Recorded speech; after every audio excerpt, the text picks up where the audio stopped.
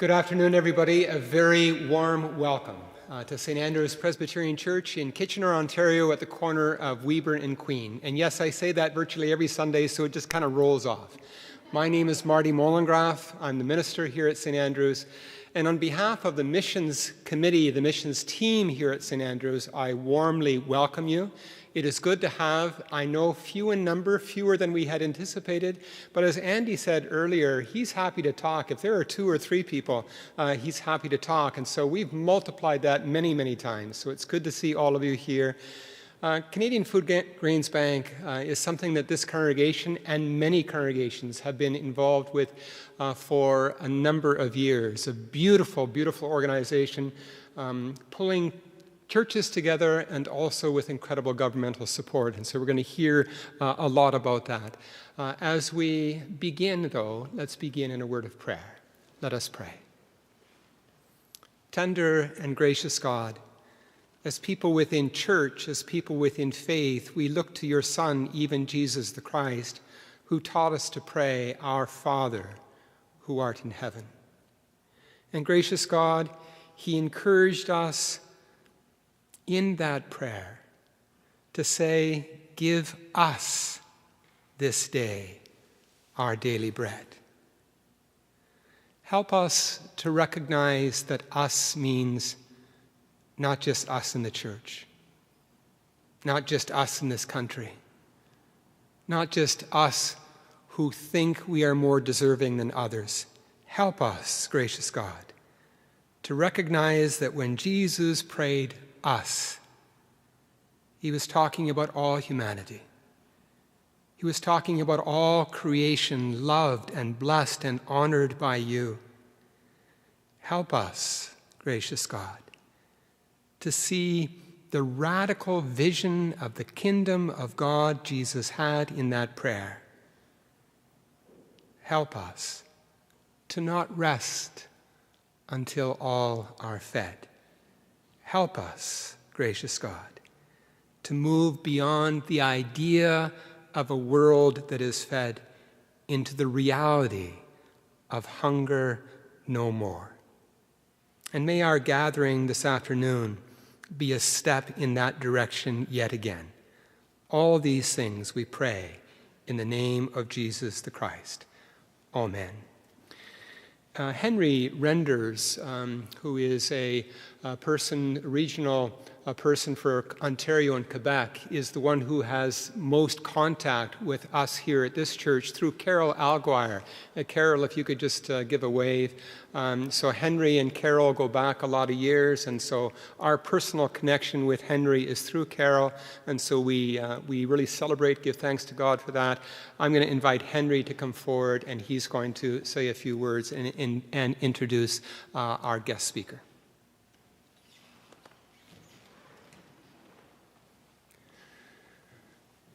Well, thank you, Marty. It's a great honor and a pleasure to be here with you folks at St. Andrew's, and thank you for coming to hear Andy speak today. I have been the Ontario Regional Rep for the Canadian Food Grains Bank since the beginning of 2020, and during that time I have met literally hundreds of people, maybe even more than that, 1,000 or whatever, and I'm always amazed and inspired by the individuals that I meet and the people that I meet about the commitment they have for feeding hungry people around the world and the work that they do and how they get behind that and support the work of Canadian Food Grains Bank. And it's such an honor to be a part of that and to see the inspiration that these folks bring to us here at Canadian Food Grains Bank. I have been involved with a growing project in the Meaford area since 1997. As a matter of fact, one of the reasons Andy is here with me today is we celebrated our 25th anniversary last night in Meaford, and Andy was our guest speaker there. We were delighted to have him with us, and despite the miserable weather that we're having there, and we have received over a foot of snow and probably more in the last 24 hours, and in fact the weather forecast was saying anywhere from 15 to 80 centimeters to the end of Sunday. So we are living in winter wonderland in Meaford.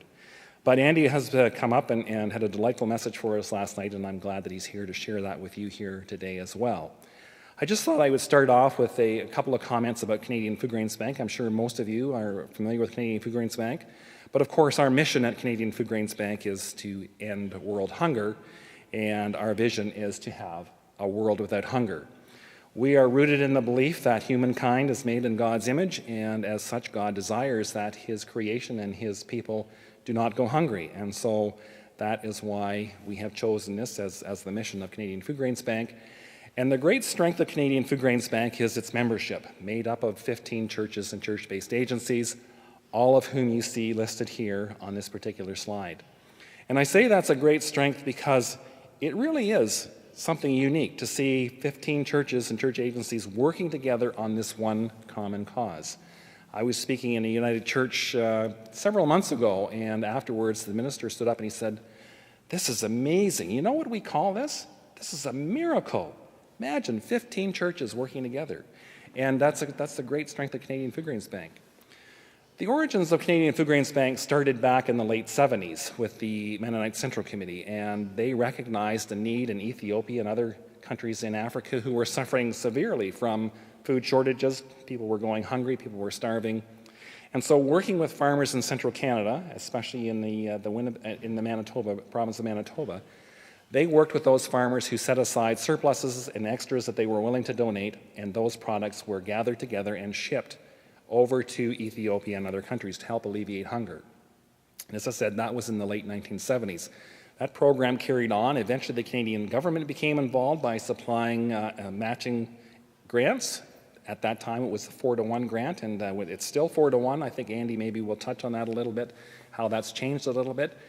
But the Mennonite Central Committee then invited other Canadian churches to become a part of that mission. And so in 1983, Canadian Food Grains Bank was formed as an official organization. So we are coming up to our 40th anniversary. Next year will be our 40th anniversary, and we're looking at some special events that we're going to be planning for that as well. But there's one significant difference between Canadian Food Grains Bank then in 1983 and Canadian Food Grains Bank now, and that is in those early years, most of our food aid was shipped directly from Canada. 90% had to be shipped from Canada. It was a government requirement. And over the years, farmers and others said, this is really not an efficient use of our resources. We're spending too much money on shipping costs. We're losing product in ports as it sits on docks. And so in 2008, that requirement of aid, tide aid, was totally eliminated, and now we don't ship any product any longer from Canada. It is all bought locally in the countries where we're working or in neighboring countries. And the great advantage of that is that all of the dollars that are generated, a great portion of those dollars go, of course, to the work that we're doing, which is feeding hungry people around the world. And the other thing is, it's providing a market in those countries for the farmers who have extra to sell. So it really is a win-win situation, on top of which it's providing a resource, a food product to the people that we're supplying that they're used to eating.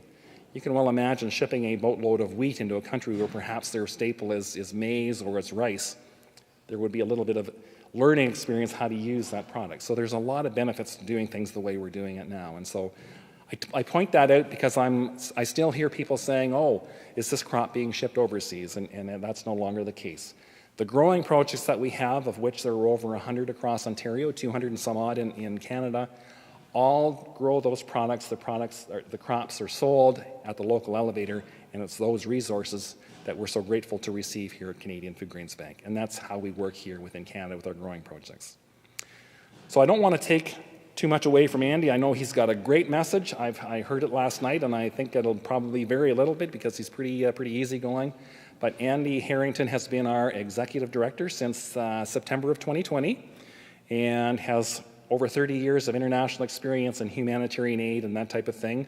He's actually come to us from British Columbia. It was a long walk, he said.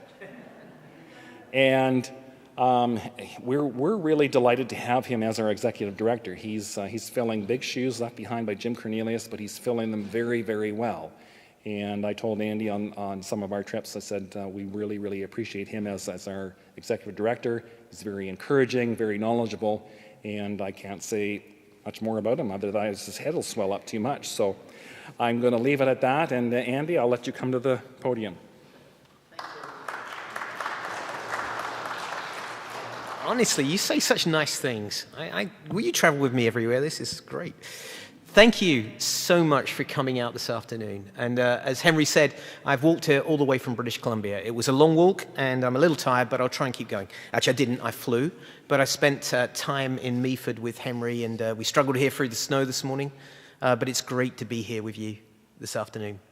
Henry's given a great example and an illustration of what the Canadian Food Grains Bank is. But what I'd like you to do is just imagine with me for a moment. I want you to imagine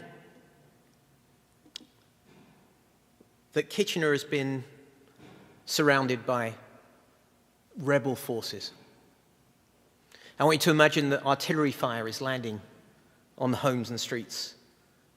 I want you to imagine that there are trucks running up and down the area with machine guns in the back. I want you to imagine taking your children or your spouses or your grandchildren and fleeing. Just imagine that for a moment, if you can imagine that in the context of peaceful Canada. I want you to imagine that it's the height of summer, but it's a very hot summer and it's 45 degrees centigrade, Celsius. And you take your family and you escape from this maelstrom out into the fields. Maybe you're heading towards Meaford. I want you to imagine that you've only been able to escape with the clothes on your back and maybe a little bit of food and maybe a bottle or two of water. And as you hear me speak, try and picture yourself in that situation. I want you to imagine telling your children or your families that they cannot eat today. And for those who have grandchildren, I want you to imagine them looking at you and not understanding why, but you have nothing to give them. I want you to imagine over the course of a few days finding some food, maybe from somebody coming along and distributing a bit of food, but you only have enough for some of you, so you have to decide not to eat. And of the 6 people with you, you have to decide which 4 of them will eat today. Or maybe you split that food and you know that they will stay hungry because you've only got the meager rations you've been able to find. Now that might sound like a stark and strange reality. Very hard for us to picture that here in Kitchener. But that's the reality of tens of millions of people today. And the wider context of hunger is in fact the reality of hundreds of millions of people. And I want to start off by saying a little bit about that, because believe it or not, what I'm about to give you is a hopeful message. It doesn't sound like I've started that way, does it? It sounds pretty like, oh my gosh. But that is the reality of this amount of people. Because over the last few years, we've seen a tremendous rise in the number of people going hungry. For many years, we saw the number of people going hungry decrease. It went down to around just over 550 million in the mid-2010s. We began to see it level out, and then we saw a slight uptick, which really took off. And so by 2018, 2019, we were 690 million people that were in acute to severe hunger. And I'm not talking about the sort of hunger with, I've missed a meal, I'll grab a granola bar instead, like I did today. I'm talking about that kind of hunger that gnaws at you from the inside. Unfortunately, when COVID happened, we saw a huge uptick in those numbers for all sorts of different reasons that I'll describe in a moment. And so this year, well, actually last year, the year 2021, the UN Food and Agriculture Organization estimated there were 828 million in severe hunger around the world. They're estimated that there were 3.1 billion people who weren't eating a nourishing diet. Things are getting severe. The World Food Programme, I had the opportunity to meet with members of the World Food Programme's leadership a couple of weeks ago. And the World Food Programme is saying that at the moment, there are 50 million people in or on the edge of famine. That is a historic number. In the Horn of Africa alone, there are 26 million people in just 4 countries, Ethiopia, Kenya, South Sudan, and Somalia, facing that kind of level of acute hunger. And that's happening because of a drought that has been ongoing there for over 3 years. It's in its 5th failed rainy season, heading towards its 6th. And that's the first of the 3 major drivers behind these numbers. The first one is, well, actually it's the second. The first one is conflict. So the situation I've just described is being faced by millions of people around the world.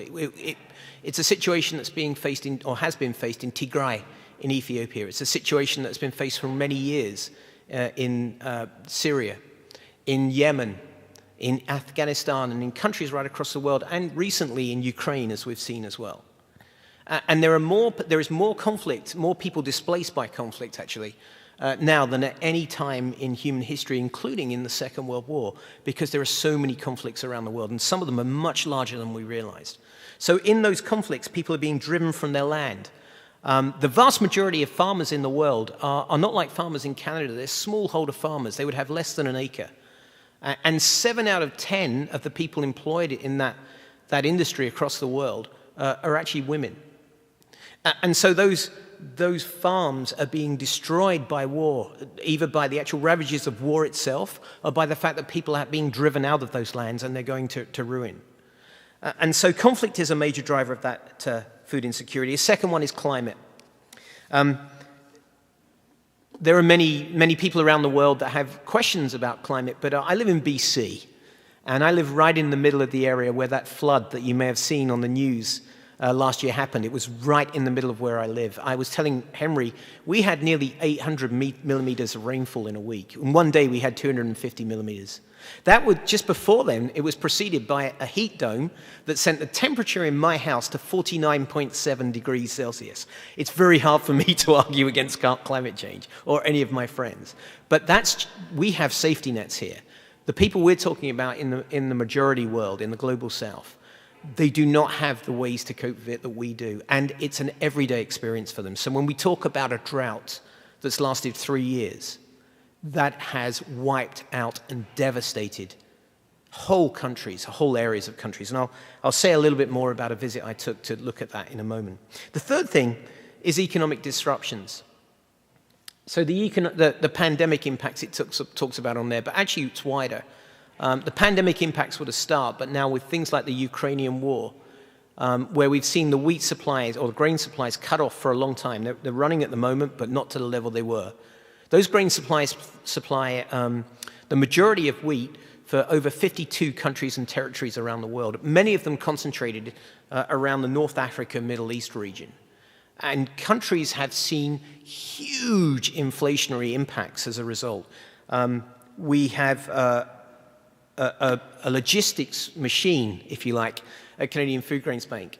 And we have seen the prices of the food we supply to a family in Ethiopia raise between January and now by over 40%. Actually, in some places, more than 60%. When I was in Kenya recently, in a place called Turkana in northern Kenya, which is part of where this drought is happening, people were telling me that they had seen prices rise by over 100% in 4 months. Now, if you can imagine what it's like to be in that situation then, to have very limited income, the consequences of economic disruptions around the world are driving people into acute to severe hunger. So that's just a basic overview of what's happening in the world. And I could stop there and leave you, and that would be a terrible story. It's the truth, and I can't not tell the truth, but it's not the only side of the truth. So if you go back to that picture of those people fleeing conflict, if you know, in the midst of huge heat waves and everything, if that is a reality for many of the people around the world. But there is another reality as well, and that is the reality of hope. The Canadian Food Grains Bank is only one of many organizations that are working around the world to try and do what we can to bring hope in these situations. We're a growing organization. So last year, we provided $52.5 million to help nearly 950,000 people in 106 projects across 34 countries. We are made up of 15 members, as Henry said, and we work through local partners around the world. So all the work we do isn't run direct from Canada. It's run by people who really know what they're talking about in their local situation. And those partners do incredible work. And as a result of that, we're able to work in these countries around the world. And this is a map. You probably can't see that too well. You can go on our website, and I'll give you that link towards the end of this. But in all of those countries, we have a dramatic impact in the areas that we work. So some of those projects would be short-term humanitarian assistance projects. So, for example, we responded through our partner PWS&D, our Presbyterian friends, in Pakistan for the floods that recently happened. And we had a government match for that funds, and more about that in a moment. We were responding in the Horn of Africa crisis at the moment. We just received $14 million from the Canadian government as an extra amount, alongside the amounts we're putting in, to fund 11 major projects for humanitarian relief, life-saving relief for people in those 4 countries we mentioned earlier. Some of the projects are more longer term. So that's where we work to really try and say to work with those smallholder farmers or others to find ways for them to bring sustainability and resilience in the situations that are there. Because we don't want to be just going back every time there's a crisis. We want to work with those people to build their resilience. So one of the things we're looking at the moment is what we're calling climate resilient food systems. Working with smallholder farmers to help them improve the way they farm so they can handle climate change. We use a process called conservation agriculture, which allows the crops to grow in situations that wouldn't normally happen by 3 major things that we do. Number 1 is minimum tillage, so we're not disturbing the soil. Number 2 is crop rotation, so we're preserving soil health. And number 3, and it's a simple thing, is mulching, covering the ground so that it retains moisture. And we've seen some quite dramatic impacts of that. Now, this year, these numbers you can see there, or those numbers there, will go substantially higher. Because of the global hunger crisis that's happening, we're responding across the world, along with many other agencies and partners as well. Now, this is a lady I met recently, just to give you an example of what's happening. Now, Asnikech is a lady that I met in Ethiopia in July. And she has been able to preserve she was able, I should say, to preserve her crops through conservation agriculture. And over 3 years of working in a program with us, she saw terrific growth in the crops that she had. You can see fields of maize there behind her. I'm not sure what the other crop there is. I think I should know that. I think it might be. It might be. I think it might be pumpkins or squash. Yeah. But so she started in a position of really not seeing much happening on her land. Her crops were low.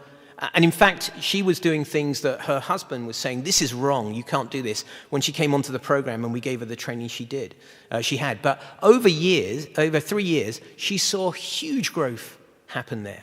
And she reported to us at the time that she was seeing over 400% more growth happening as a result of the training that we were giving. She was able to put her kids through school.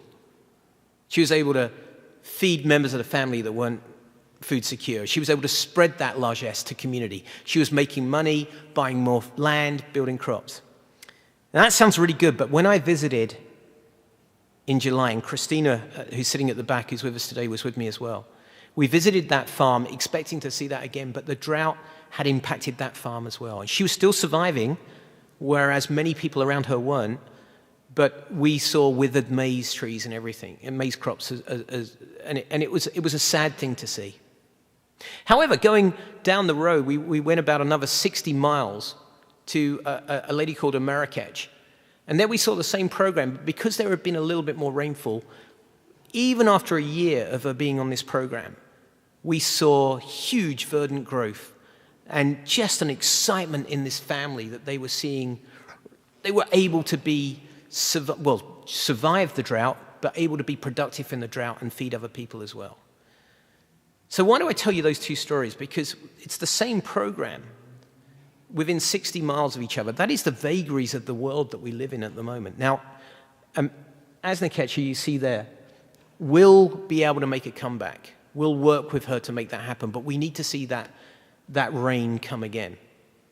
In the meantime, because there were neighbors of her not too far away in a community nearby who couldn't even do that, we visited a feeding program on this trip where there were 6,500 people in need of real help. So Christina and I visited a feeding station, and we met a young woman who told us about her family and how they had been virtually wiped out as a result of the drought, that she was skipping food, that her family were not eating, that her children were hungry.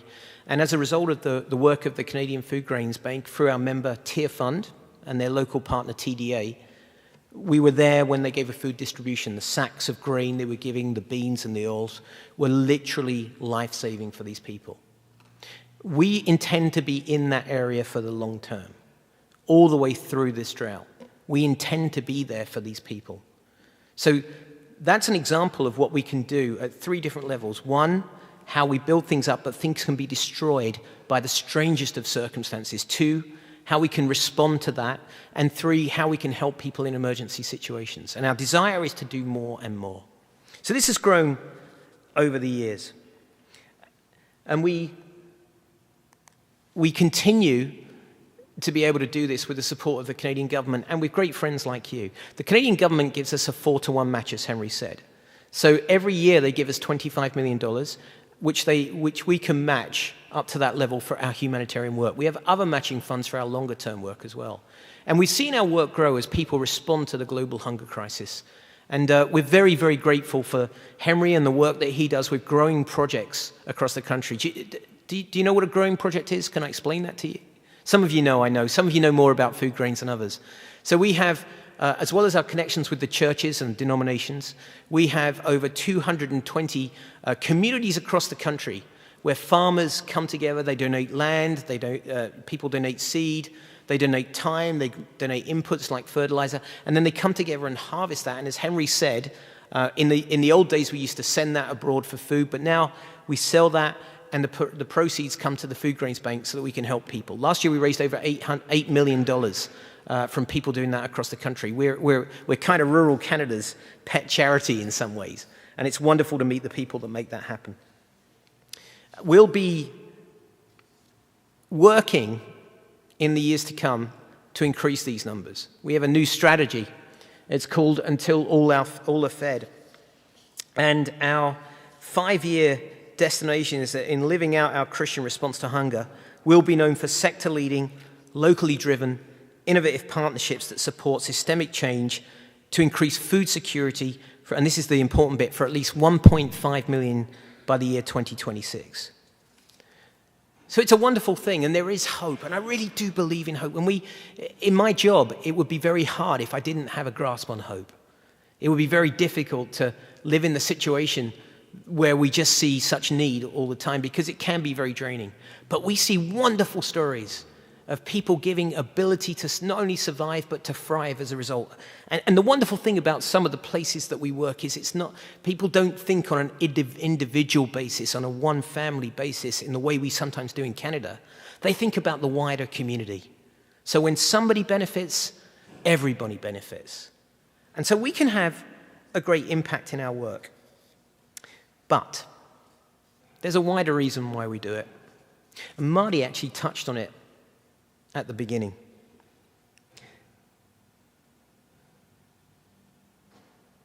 Scripture says that we should be concerned for the vulnerable ones because God is concerned for the vulnerable ones. It's striking, actually, to see how often God is mentioned in Scripture when we talk about the poor. Biblical writers introduce God as a father to the fatherless in Psalm 68. It's one of the things he does in the world. He comes alongside those who are in such need. He comes alongside the powerless. He takes up their cause. The theologians talk about the quartet of the vulnerable, the widow, the poor, the orphan, and the refugee. And that's really, in many ways, who we talk about. But it's not always something you see in the news. If an alien came and visited our planet, he would be, or she would be, forgiven for looking and saying that these people don't care about each other. In fact, the media, the world, in many ways the world wants to say the sort of people I'm talking about, the sort of people who would be fleeing at the moment, who are in starvation situations. It feels like the world wants to say to them, look, the world has forgotten you. But we're here to say that God has not. God has not forgotten who you are.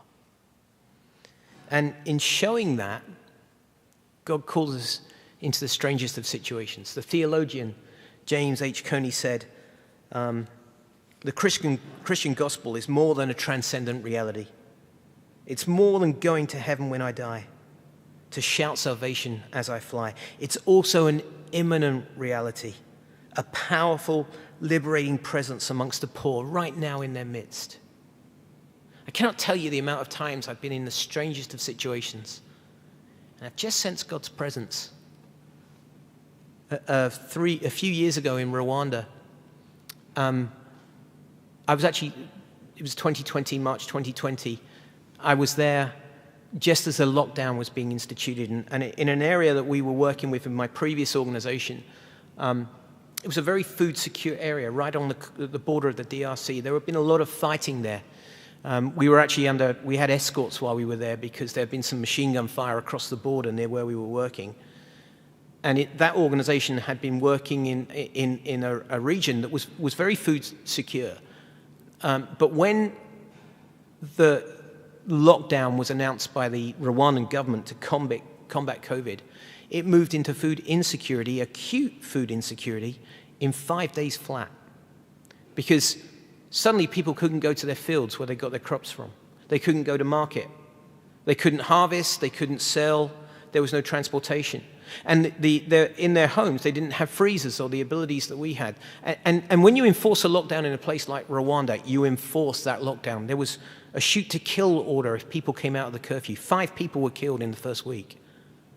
And so suddenly, that whole district moved from food security into deep food insecurity, and we found ourselves feeding 12,000 people within a week. And we, at that stage, that was a big task for us. At the same time, Canadian Food Grains Bank was around the world doing exactly the same thing. In fact, the government gave us extra funds to do that. But in the midst of that, I remember being in a building and with a child who was hungry and her family. And it's the strangest thing, but it was a moment for me. I remember a shaft of sunlight coming down through, it was kind of a broken shutter over a window, and it just hit this child's head. It was a little girl. And I sensed, it's one of those ones, it's just a sense, you know, I didn't hear a voice, no one wrote anything on the wall, but I sensed God saying to me in that moment, I'm here already, do you want to come and join? And sometimes I think God gives us an invitation into the toughest places, the hardest places to be, to come alongside the people who are suffering there. I think it's the call of people of faith to say, I will step out of my reality and step into someone else's because God calls me to do that. I've already talked to a couple of people who are doing that in this room today. Because all those numbers I mentioned, 937,000 that we're helping, 820 million people that are going hungry. They're all numbers. They're just a lot of zeros, and we can get lost in that. Until you meet the one individual person, because what this is really about isn't the numbers, it's the one individual person. Because everybody is unique and special. And in this world today, we can look on other people as different, whether it's through politics or social status or jobs or race or sexual identity, whatever it might be. We can say, you are different from me. And the logical conclusion of that is, I am better than you. I lived through a war in Bosnia. I worked for 2 years in refugee rehabilitation when the war in Bosnia was on. And the whole thing, the genocide that happened there, was caused simply by one group of people saying, we are superior to you. I don't often tell this story, but I was telling somebody this story yesterday. I don't know if it was you, Henry, I'm not sure, but during that time, I was in a place called Mostar. Mostar was at the time one of the most dangerous places on earth. And one morning I went for breakfast. I was there because it's where we worked. It was a place that was surrounded by mountains. And on one side were the Serbs, on the other side were the Croatians, occupying a third of the city, and on 2/3 of the city, rather, and on the other third of the city were Bosnian Muslims. And everybody was shooting at everybody else. And so I'd been woken up that night by a shell that landed nearby, set off all the car alarms, dust came down on our heads. And that morning, we were invited to breakfast in a place that was a safe place next door. Everybody's having breakfast. There's lots of different people. It's very communal. I didn't know most of them. I knew a couple. But one guy walked in, and he had this huge gun, like a massive gun. And he just put it against the wall, and he sat down. And it was like one of those Western films where the guy comes through the swing doors in the OK Corral, and the music stops, the piano goes down, everyone puts their head down, there's silence. He sat down and someone put some bacon and eggs in front of him and he ate it. The place is silent. It had been buzzing before. And for 25 minutes he sits there and everyone's quiet and just eating the food. And then he gets up and leaves. And conversation starts up again. And I'm like, what just happened? And so I turned to my friend Sandra, who'd taken me there. I said, Sandra, who was that? And she said, oh, he's a sniper. And I guessed that from the size of the gun. I said, really? Well, there's a lot of snipers. Does it go like that every day? I said, oh, no, he's a special kind of sniper. His job is to kill the children. What? You see, he believes that if we kill the children, we won't have to fight them when they're older. 2 days after that, I crossed a bridge into the other side of Mostar. I took a football with me, because a truce had been called. It was the first truce for many months. And I met this little boy. He was 5 years old. He looked just like my son. He had blonde hair, blue eyes. And I played football with him in the street. And he couldn't believe it because he'd been living in a cellar for months. And at the end, I left in the football, obviously, and I left. And all I could think of was, that's the target this guy's been trying to kill. When we other people, when we think they are less significant than us, even in a small way, that is not something that we find in Scripture, and it can lead in the worst, most extraordinary, awful circumstances to things like that, or to the genocide that happened in Rwanda, or to us stepping back and thinking these bad things happen to those others and not to us.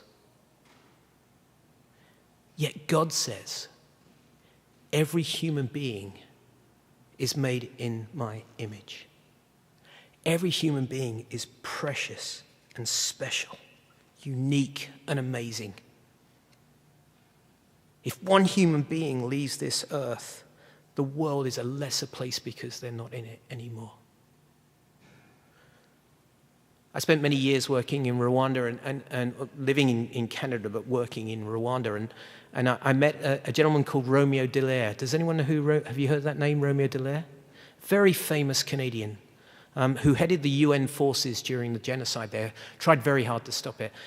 Still very impacted by that. He has PTSD to such a way.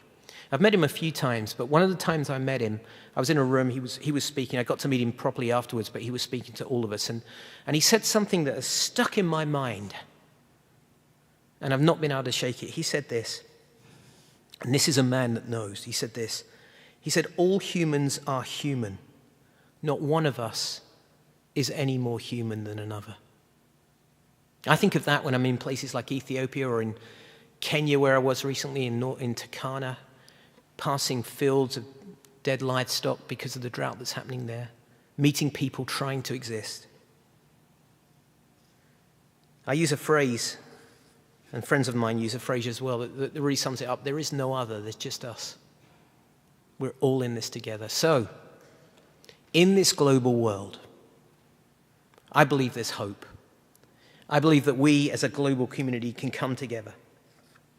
That's why we do what we do at Canadian Food Grains Bank, actually. It's why we believe with all of our heart that there is a way forward for us.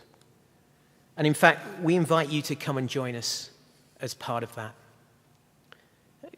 There are 4 ways you can join us. The first one is to give. to learn, to give. Obviously, through our growing projects and other ways, we're very engaged in utilizing that money very well. And it is matched 4-to-1 for the humanitarian side, up to 25 million, as Henry said. Secondly, to pray. Pray for peace in places like South Sudan and Ethiopia. Pray for peace in Yemen and Syria and other places where conflict's having a negative effect. Every time you hear on the news about a war or a conflict or a disaster like the Pakistan floods, stop for a moment and pray. The third one is to advocate. It's something we do a lot. I spend a lot of my time working with politicians to advocate for the needs of the poor. In fact, I'm flying from here tomorrow to Ottawa. I'll be there for the next 3 days, meeting with government officials to talk about the next stage of funding, not just for our organization, but for others who are trying to cope with global hunger around the world. So come alongside that. We actually have a letter. We've found that if you write to your MP, it makes a huge difference, actually. And we have a letter writer that Henry might be able to say a little bit more about in a moment. And thirdly, learn. Look for information and opportunities. Visit the Food Grains Facebook, Twitter feed for as long as Twitter lasts. I'm not sure how long it's going to last. Instagram and Food Grains, things there. But I think the thing I most want to say is that God is inviting us into the places of hurt. And in God, there is an ultimate hope. And each one of us has the opportunity to take part in that invitation, wherever it may be. And I know so many of you will be entering his invitation here in Kitchener in different ways. For us, it's internationally. But God invites us into the homes of the hurting. God invites us alongside the hungry. God invites us alongside the powerless. God invites us to join him in what he's doing. In our case, it's the Canadian Food Grains Bank. There may be other invitations for you as well. But that's who we are. That's a little bit about us. I want to thank you so much for taking the time to be here. Saturday afternoons are busy, aren't they? My Saturdays are really packed out normally, but it's wonderful to be here with you, and I want to thank you for taking the time to be with us. And so take your time and surf through our website, learn a little bit more about us, come and talk to us. We'll have an opportunity for some questions and answers. But with that, I'm just going to hand it back to Henry. So over to you, Henry.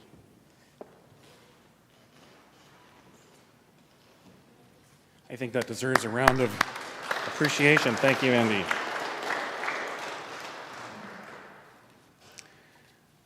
We are going to take a few minutes for questions, but I know that Andy referenced growing projects, and I want to actually recognize one of our growing projects here is Barb and Tom Parker and Bill Allen from the Rockford area. They have a unique growing project in that they don't grow the corn, soybeans, and wheat like many of our growing projects do. They raise pumpkins, and they have a contest for the biggest pumpkin and the ugliest pumpkin and other categories as well, and they've added sunflowers to that, and recently even other vegetables. And they make a big celebration out of that around World Food Day in October every year, and just a delightful way of involving their community. You have many churches involved in that particular project, and it's just one example of how a growing project operates and is able to function. I did invite a number of, send out invitations. Are there any other representatives from growing projects here that I'm missing? Oh, right. How are you? You have to introduce yourself to me again. He's the guy I saw earlier, and I said, you've got to be Dutch and you've got to be a farmer. And the only reason that I know that is because I'm Dutch and I grew up among farmers. Come on, Tim.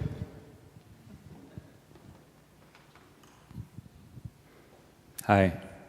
Tell us about your growing project. Well, it's not mine. I guess it's the church. It belongs to God. Okay. He blesses it. He enables us to walk alongside it. We are up in the Listowel area through the Christian Reformed Church there. And we have a committee of 4 people that oversee about 170 acres. And that is worked every year. And most of it is, well, it's all donated to Canada Food Grains Bank. I think one of the exciting things with this growing project, probably many others, is the opportunity to network with non-Christian organizations, institutions, local seed company, fertilizer. A lot of the inputs come from, just your regular agriculture suppliers that have a heart as well. And so here you have a Christian institution working alongside members in the community for the glory of God. So it's exciting. Great, thanks. Thanks, Tim. I met Tim earlier this summer, and the Listowel project is one of our larger growing projects in Ontario, and have the unique arrangement of moving their people around and different coordinators every year, which works out very well for them as well. So thanks for sharing that with us, Tim. We do want to take a couple of minutes if anybody's got any questions. Andy gave a great rundown of how Food Grains Bank works and how our programming works, some of the difficulties in the world. So does anybody have a question? I see some pointing going on there. Oh, are you? Okay. That is John Good. I was going to say yes. Right. Good to see you, John. Yeah. Just introduce yourself, John. That'd be great. John Good from Wilmot Mennonite Church. We're just outside Baden, the Hamburg area, and we just have a small 8-acre project. One of our members has some land there, and we've been doing it for a good 25 years. And some people thought with the drought we had this year we weren't going to get much, but it was amazing. We got almost 100 bushels of corn to the acre, so we were so. Must have been some rain at the right time. But blessings from above and blessings for people that have hunger. Thanks, John. And John made the. Oh, we got. Yep.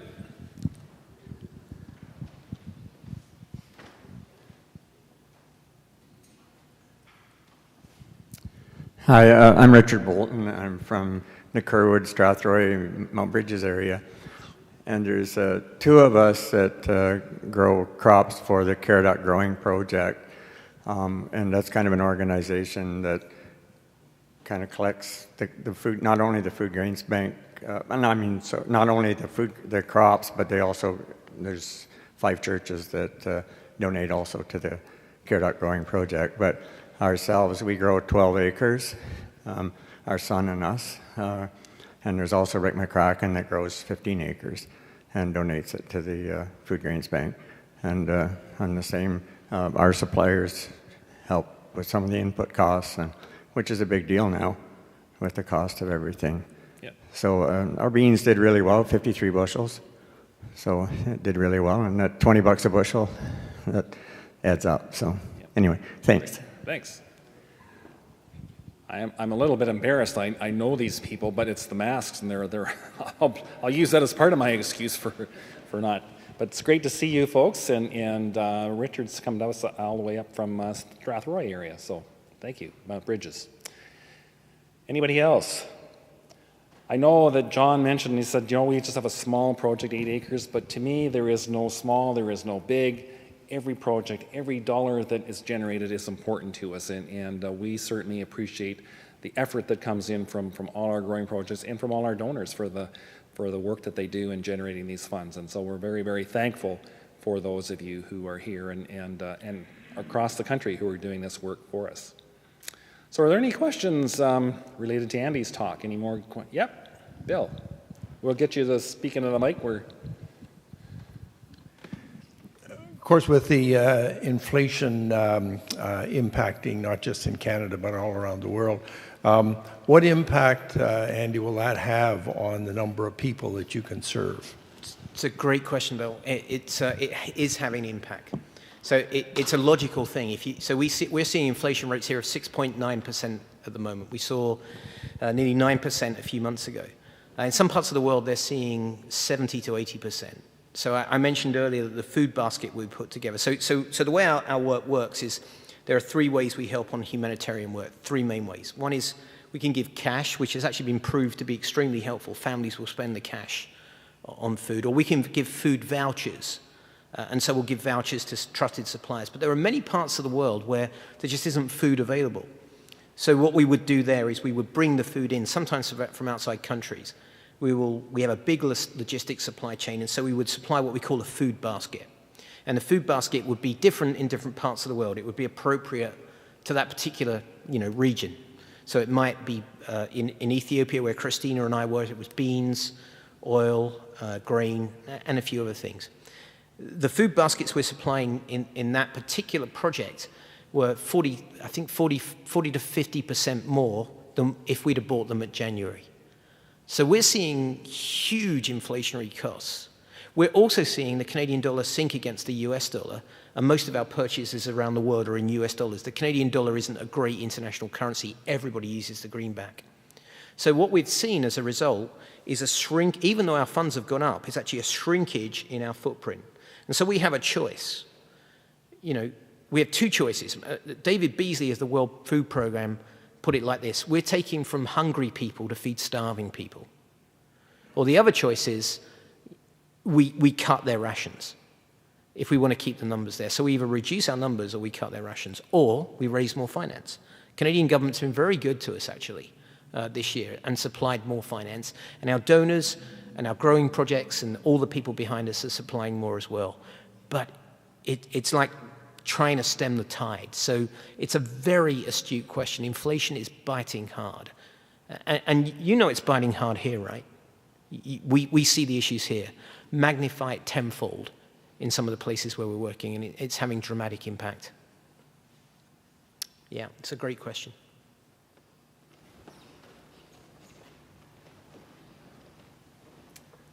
Any more questions? Yep, the back.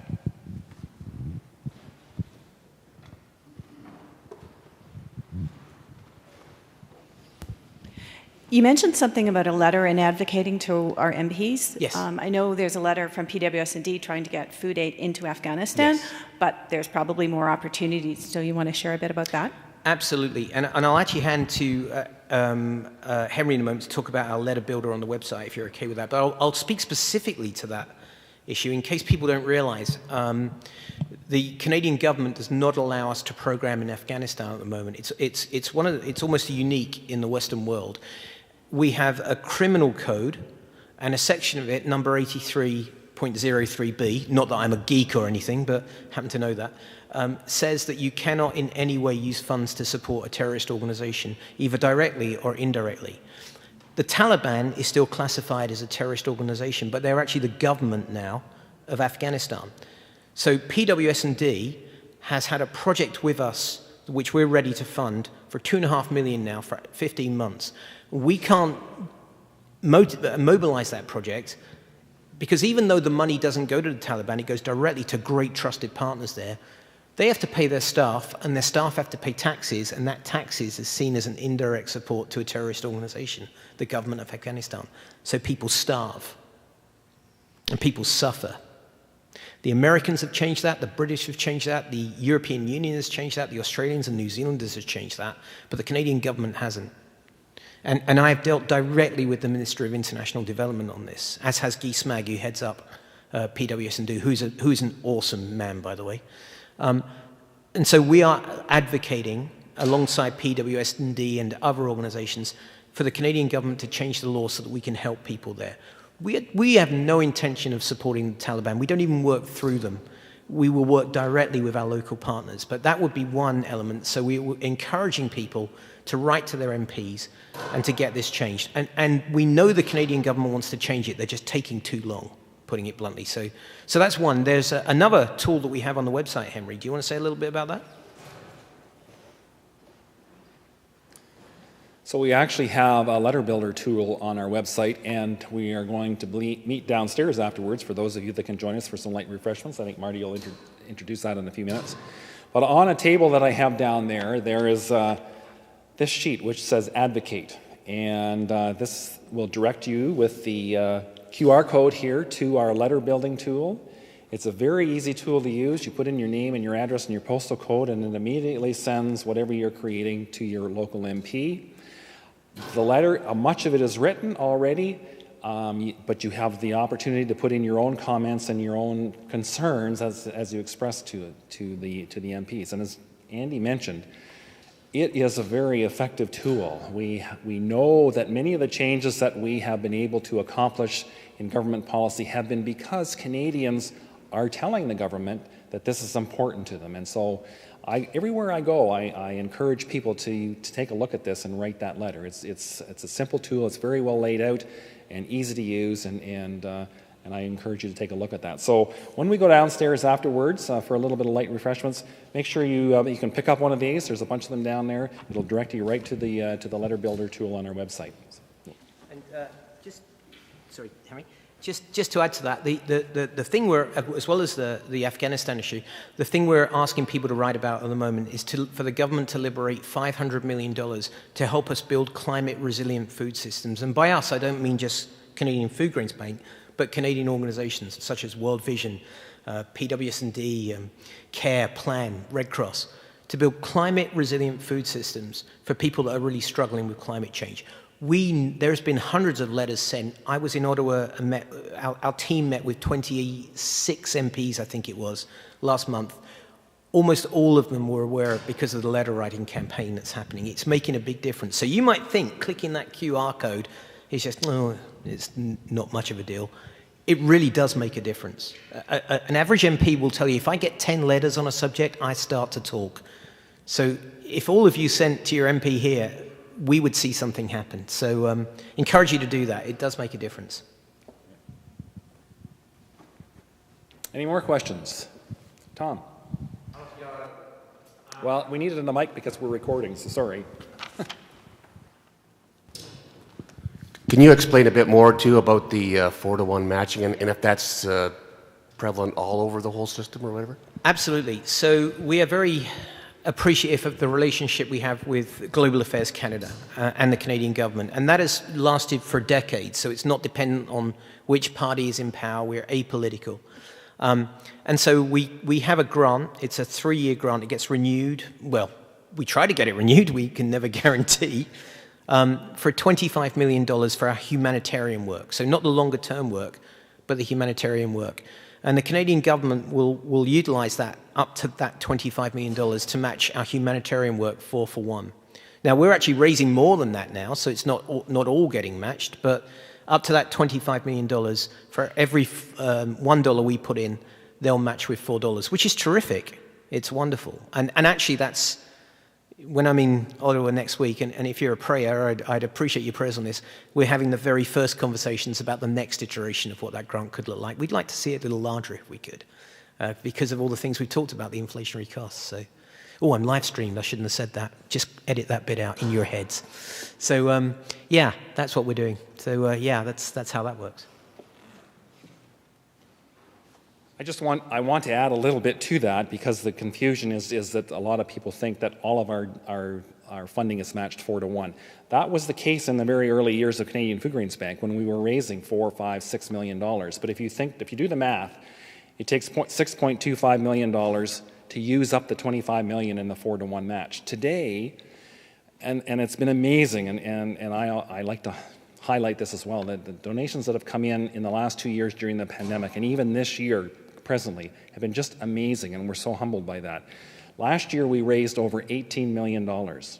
So you can see that the $18 million is 3 times what the $6.25 million is. So we can't really say that all donations are matched 4-to-1, but we still get that full $25 million from the government for matching, as Andy says, to humanitarian aid projects.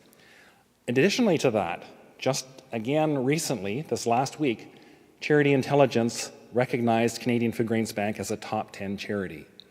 And a top 10 charity, it's the amount of impact that Charity Intelligence looks at to create what they call a top 10 charity. And their view of top 10 charities is that where the average charity maybe gets $2 worth of return for every dollar invested, a top 10 charity will have a social impact of $7 for every dollar that comes in.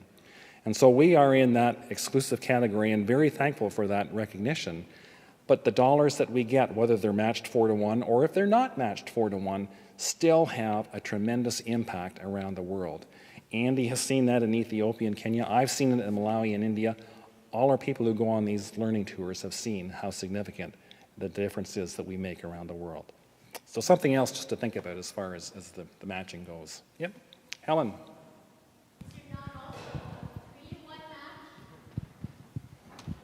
You can talk speak about into it, the people online can't hear it. That's for our longer-term support, and the way that... Sorry, Andy, just the question again, because otherwise the people sure, of online course. can't hear it. Yeah. Is there not a 3-to-1 match as well?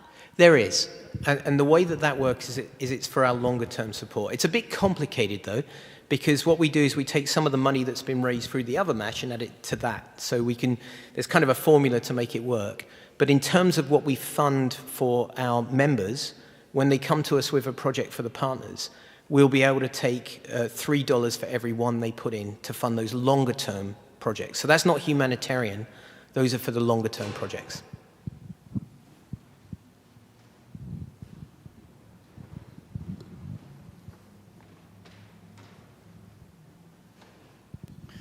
My name's Wayne Hookstein. I'm a member here at St. Andrews.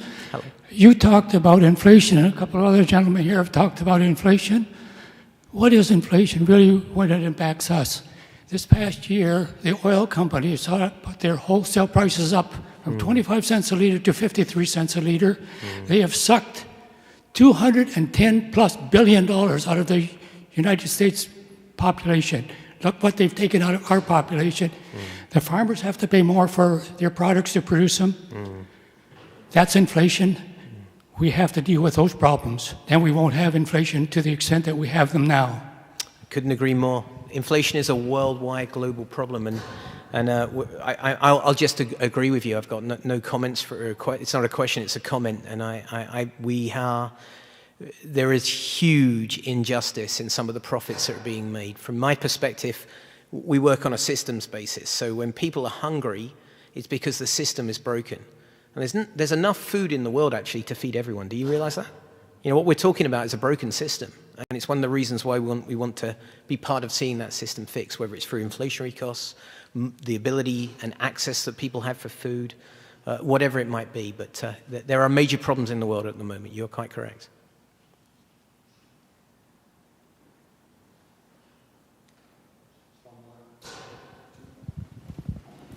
While we're moving towards that other person as well, just a note that there are some people online, and if somebody online does want to ask a question too, please text that question to 226-752-7909. Just text it to 226-752-7909. Are you a TV presenter in your spare time there, Marty? I'm not sure. That was very professional. Hi, my name is Herman Jonker. Hello. I'm from Kitchener here. The Canadian Food Grains Bank is for all of Canada. Are there similar organizations in other countries like Europe and the US, and do you coordinate with them?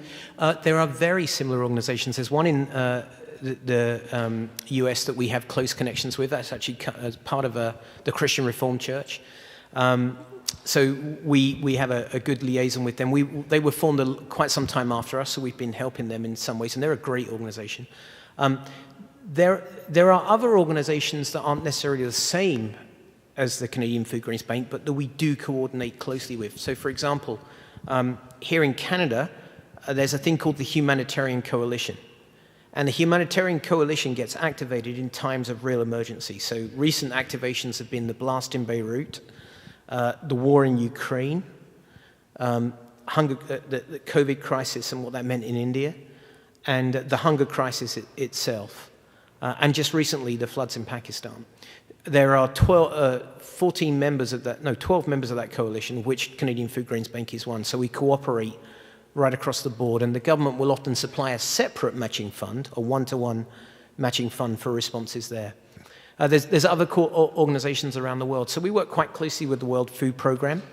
The Canadian government regards the Canadian Food Grains Bank as its lead partner from Canadian organizations in terms of food security around the world. And the World Food Programme is its main partner in terms of what we call multilateral or UN organizations. So we coordinate quite closely together. I was actually at their headquarters in Italy a couple of weeks ago. So there are a number of ones that we coordinate with. I think we're reasonably unique, though, and a lot of people, my colleagues around the world, have commented on this to me. I think we're reasonably unique in the way that we're able to bring 15 different agencies with very different kind of makeups all together around one common cause. that we fundamentally agree on, and that is that no one should go hungry.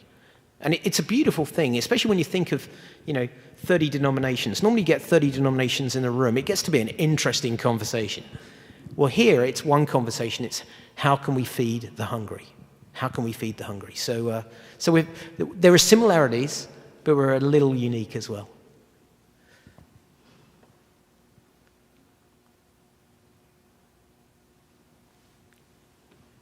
I think we're good. Any more questions? Well, I really appreciate you folks with your questions and expanding what Andy has talked on, and I'm going to turn it back over to Marty now for concluding. Thank you. A very warm thank you to Henry, who really is the person who helped to coordinate all of this, had the vision for it, to Carol, who brought it to St. Andrew's and said, yes, this is something that we can do. So a very warm thank you to the two of them. To Andy for very powerful words this morning. Three things that I'm taking away, actually four things that I'm taking away. One, the sense that in the midst of everything that happens, hope is essential. Hope is essential. We are, the second thing, we are in the midst of a broken system. No doubt about that. Wayne, thank you for articulating that so beautifully. The injustice, the greed that is in our world is something that needs to be spoken about more effectively. We need to bring truth to power. We need to speak truth to power to that. Thank you for the work that you do with respect to that as well. The second thing was this sense of dehumanization that we do towards each other. And frankly, when we don't talk about it, we don't recognize it amongst ourselves as well. Or if we don't talk about it, it becomes so big inside of ourselves that we don't want to acknowledge it. But every time we other somebody else, there are huge consequences in our relationship, not only with that person, but with other people as well. It is simply too easy sometimes to just treat other people as less than human. And the consequences of treating someone else less than human are horrible around the world. And this story of the man with the big gun coming in and dead silence, that story will stay with me. And I almost don't want to thank you for that story because it's a horrendous story, but it is a powerful story that tells us what the end result is when we dehumanize others.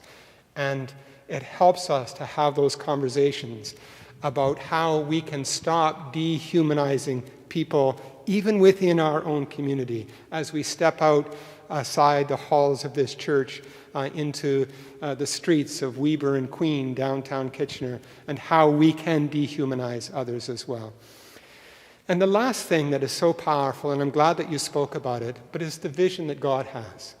A vision that is a sense of beauty in terms of love, care, compassion that is expressed in simple things like food and shelter and housing and security. That's our call. That's what church is about. That's what the kingdom, we call it the kingdom of God. That's what it's about, God's vision for humanity. And God never gives up on us.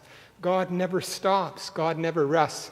Our God is a God who continues to goad us, to push us, to encourage us, to invite us. Those are the things that I appreciate about today. So thank you very, very much. All of you, this would not have been possible if you hadn't come. So Andy did say he would only talk if 2 people were here. We have 25. That's fantastic. All of you are encouraged to come downstairs afterwards, to get to know each other, to enjoy each other, to break bread with each other, to talk, to facilitate ways in which we can continue to work towards a world in which all are fed. So I'd encourage you all to come downstairs. Those of you who don't know the building, the easiest way is to go out this center hallway. At the doors, turn left, go down the stairs, turn left again. Elizabeth Room is directly below us. Let's have a prayer about the nourishment that we'll have as we gather. Tender God, we give you thanks for this time together. And we give you thanks that in this world there is enough food and enough resources to keep everybody fed and to keep everybody safe. Enable us as your people, as we break bread together, to dwell and to live into that hope until it becomes a reality. Bless our food. These things we pray. Amen. We'll see you downstairs.